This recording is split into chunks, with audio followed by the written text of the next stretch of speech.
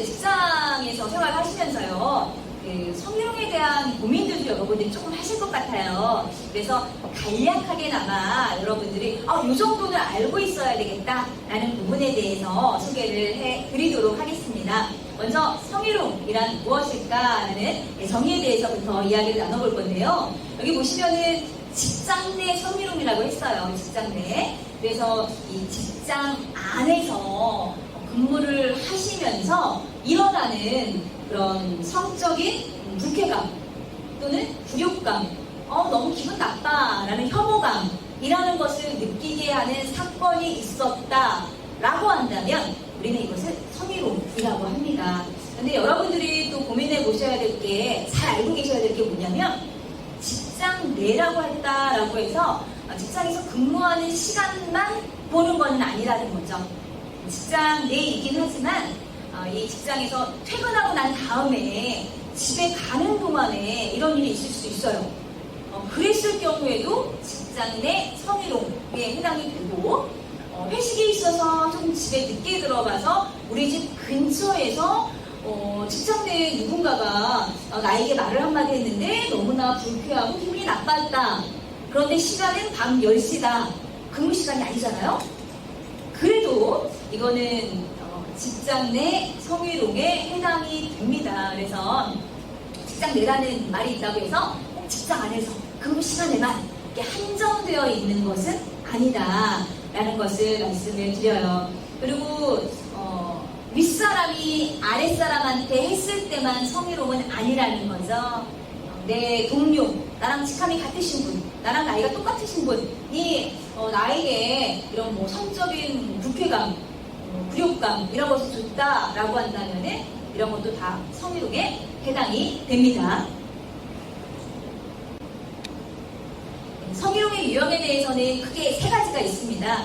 먼저 첫 번째는 신체적, 두 번째는 언어적, 세 번째는 시각적, 이렇게 3가지가 있는데요. 신체적인 성희롱은 말 그대로 신체적으로 이렇게 몸을 만진다라든가 하는 스킨십이에요. 그런데 이게 약간 애매한 경우가 있어요. 시원하게 만지거나 그러진 않는데 이렇게 악수를 했는데 양손으로 잡고 너무 오랫동안 손을 잡고 손을 안 넣는다. 그런데 나는 너무 이게 싫었고 불쾌했다라고 한다면은 이러한 스킨십도 성희롱에 해당이 된다라는 거죠. 그래서 일단 기본적으로 신체적 스킨십이 있다라고 한다면은 이거는 성희롱에 해당이 되고요. 두 번째, 언어적 성희롱이 좀 가장 많죠. 말로 하는 말인데 이게 상대방에게 좀 불쾌감을 주고 좀 약간 자존심 상하게 만들고 한다라고 한다면은 이거는 이제 언어적 성희롱에 해당이 됩니다. 이 언어적 성희롱은 여러분들이 듣는 것도 좀 불쾌하게 느껴지실 수도 있지만 의외로 많은 분들이 잘 모르고 그냥 나는 이런 거 되게 싫어하는데 잘 모르고 그냥 한마디씩 던지는 경우들도 있어요. 그래서 여러분들이 꼭 기억해 두셔야 될 건 뭐냐면은 언어적 성희롱은 상대방의 외모에 대해서 이야기하거나 상대방의 신체에 대해서 이야기하거나 하면은 이거는 다 언어적 성희롱에 해당이 됩니다.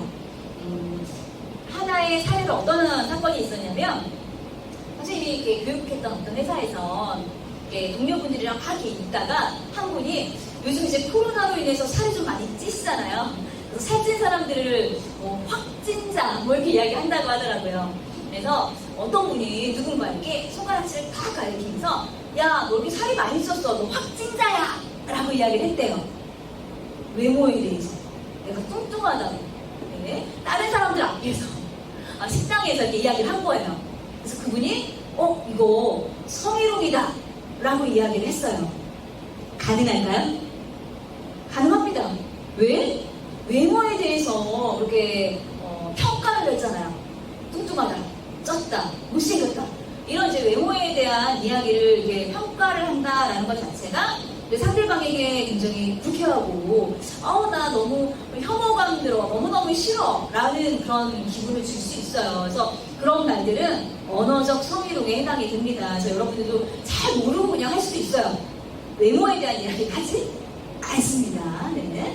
그 다음에 세 번째, 시각적 성희롱은 뭐냐면은 보여주는 거 있잖아요. 나 이거 이런 야한 사진 같은 거 보고 싶지 않은데 막 자꾸 보여줘. 이런 것들은 시각적 성희롱에 해당이 됩니다. 그래서 성희롱의 유형에 대해서는 신체적, 언어적, 시각적 이렇게 세 가지로 나누어진다라고 이야기를 드릴 수 있습니다. 이번에는 성희롱의 정의에 대해서 조금 더 이야기를 나눠볼 건데요. 이 중에서 성희롱인 것도 있고 아닌 것도 있습니다. 여러분들 한번 어떤 게 성희롱일지 맞춰보시기 바랍니다. 첫 번째, 여성 직원에게 여자는 커피만 잘 타도 돼 라고 말했어요. 성희롱일까요? 아닐까요? 두 번째, 야한 누드 사진 이런 거를 휴대폰 배경사진을 바꿔가지고 이거 어때? 라고 보여줘요. 세 번째는요, 직장 상사가 일 때문이라고 나를 불러놓고는 손을 덥석 잡더니 나를 좋아한대요. 네 번째는 출근하는 길에 나도 잘 모르는 분인데 이분이 나한테 치마가 짧아서 보기 좋다라고 이야기를 했어요. 자, 이 중에서 성희롱은 몇 번과 몇 번일까? 라는 것이 질문인데 정답은 2번, 3번입니다. 네. 1번은 차별이죠. 차별성 발언이지 이걸 가지고 희롱이라고 하진 않고요. 이거는 시각적, 보고 싶지 않은데 보여주는 거. 그리고 세 번째는 일 때문이라고 불렀으면은 부하 직원이 저 일 때문이라도 못 나가요 라고 거절하기가 되게 어렵다는 거죠. 그런데 불러서 나갔더니 손을 덥석 잡아 회사가 아니다 하더라도 이거는 직장 내 성희롱에 해당이 되는 거 맞고요. 네 번째는 이거는 이제 출근길에 모르는 사람이기 때문에 직장하고 관련은 없잖아요. 그래서 직장 내 성희롱으로 볼 수 없습니다. 그래서 정답은 2번하고 3번이 됩니다. 이런 성희롱 문제에 있어서 가장 중요한 거는요, 사건이 발생되지 않는 것이 좋지만 발생이 된다라고 했을 때 이럴 때 대처하는 방법들을 알고 계시는 것이 굉장히 중요하죠. 그래서 대처 방법에 대해서 소개를 해드리도록 할 거예요. 첫 번째는요, 명확한 거부 의사를 표시한다인데 솔직히 그래요. 위에 상사분이라든가 힘이 나보다 좀 더 강하신 분이 어떠한 이런 듣고 싶지 않은 이야기를 할 때 그만하세요! 라고 이제 이렇게 나의 강력한 이야기를 하기가 그렇게 쉽지 않을 수 있거든요. 그래서 강력하게 처음부터 거부 의사를 명확하게 한다라고는 하지만 거부 의사를 표현하지 않았다라고 하더라도 성희롱으로 명백한 경우에는 이렇게 대처를 하시는 거다라고 볼 수가 있습니다. 그 다음에 중단을 요청하는 메일이나 문자 같은 걸 발송하시는 것도 좋지만 이런 거는 또 상황에 따라서 못할 수도 있어요. 그럴 수도 있는데 이런 걸 안 했다라고 해서 이건 성희롱이 아니다 라고 할 수는 없다라는 거죠. 그 다음에 세 번째는 증거 자료를 남긴다인데요. 이 부분부터는 여러분들이 실질적으로 하실 수 있는 거예요. 만약에 성희롱이 발생이 됐을 때 거부 의사를 표현을 해야 되는데 못했을 수도 있고 문자 같은 거 발송하지 못했을 수도 있어요. 그렇다고 해서 성희롱이 아닌 거 아니야? 라는 아니라는 거죠. 증거 자료를 지금부터 남기시면 되는데 어떻게 남기시냐? 나 이런 사건이 있었어요 라고 엄마한테 이야기할 수 있겠죠. 엄마한테 말로만 이야기하면 사라지는 거니까 엄마한테 문자를 남기거나 하실 수 있겠죠. 그리고 나랑 같이 일을 하는 나의 동료분에게 오늘 이런 사건이 있었어 라고 고민을 이야기할 수 있겠죠. 그럼 증인이 되시는 거죠. 그리고 또 나의 그런 일상들을 다이어리 같은 데 있잖아요. 그런데 메모해 주셨던 메모장 이런 것들이 다 증거 자료에 해당이 됩니다. 어쨌든 있었던 사건에 대해서 여러분들이 기록한다라고 생각을 하시면 돼요. 그 다음에 여러분들이 하셔야 되는 거는 회사 내에서는 고충위원회라는 것이 분명히 있어요.